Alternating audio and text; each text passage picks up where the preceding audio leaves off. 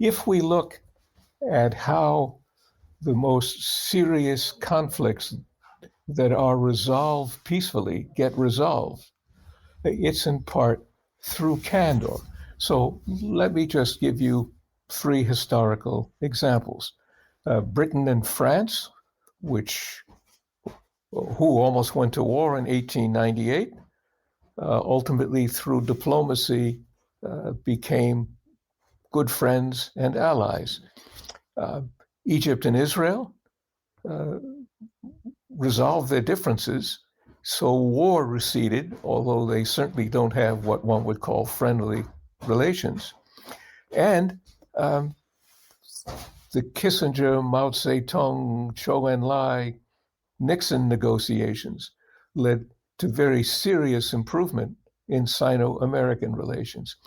In each of these conflicts, it was necessary for both sides to convince the other that they wanted an accommodation and to live in peace, and to act in ways that not only expressed their candor, but put their cards on the table and demonstrated it. And those gestures, which ultimately became reciprocal, paved the way for these accommodations. So candor is, in fact, a very important part of international relations. And it's only a certain brand of crazy realist who thinks that all ethics stops at the water's edge and has no role to play in international relations. In a book I published this past year with Cambridge University Press called Ethics and International Relations, A Tragic View, I made the case that ethical behavior is appropriate to international relations, not on any moral basis, but rather because I could demonstrate empirically that if states behaved in accord with what were seen as the conventional ethics of the day, their policies were more likely to succeed.